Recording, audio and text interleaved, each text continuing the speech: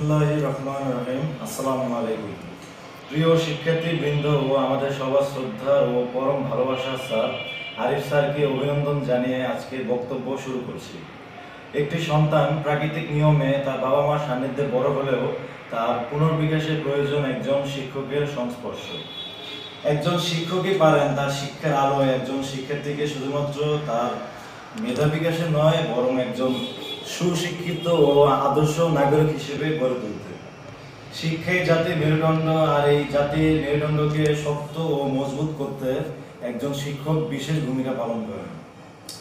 আমাদের সবার প্রিয় আরিফ স্যারও বরাবরই তার শিক্ষার আলো, মেধা ও শ্রমের মাধ্যমে আমাদের মাঝে ছড়িয়ে যাচ্ছেন। তিনি তার আন্তরিক প্রচেষ্টায় শিক্ষার্থীদের তার এলাইট ইংলিশ প্রতিষ্ঠানটি গড়ে তুলেছেন,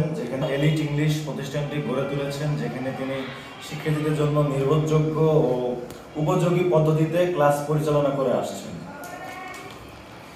তার অভিজ্ঞতা থেকে তিনি শিক্ষার্থীদের নির্দেশ দিয়ে থাকেন এবং সেসব শিক্ষার্থীদের গুরুত্ব সহকারে পড়ান যাদের অন্যদের তুলনায় একটু বেশি সময় প্রয়োজন।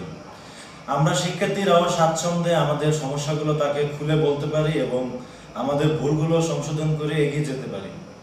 শিক্ষক শিক্ষার্থী যে মধুর সম্পর্ক, তা আজকের এই সমাজে দুর্লভ। কিন্তু গাছের নতুন পাতাকে স্থান দিতে ফাগুনের হাওয়ায় পুরোনো পাতাগুলোকে যেমন ঝরে পড়তে হয়, তেমনি আজকের এই বিদায় বেলায় আমাদের প্রিয় স্যার ও আমরা উপস্থিত হয়েছি একটি ভালো মুহূর্ত কাটানোর জন্য। 1 মাস পরেই আমাদের মূল পরীক্ষা অনুষ্ঠিত হবে এবং হয়তো ফলাফলের পর যে যার মতো আলাদা হয়ে যাব বিভিন্ন কলেজে। কিন্তু তখন হয়তো স্যারের সংস্পর্শ নাও থাকতে পারে, কিন্তু তার যে শিক্ষার আলো তিনি আমাদের মাঝে বিস্তার করে গেছেন তা আমাদের সঙ্গে চিরকালই থাকবে। সবিশেষে আমি স্যারের দীর্ঘায়ু কামনা করছি, যেন তিনি তার শেষ নিঃশ্বাস পর্যন্ত আমাদের মাঝে তার শিক্ষার আলো ছড়িয়ে যেতে পারেন। এবং আমি শামস তাবরিজ আমার বক্তব্য আমি এখানেই সমাপ্তি ঘোষণা করছি। আসসালামু আলাইকুম।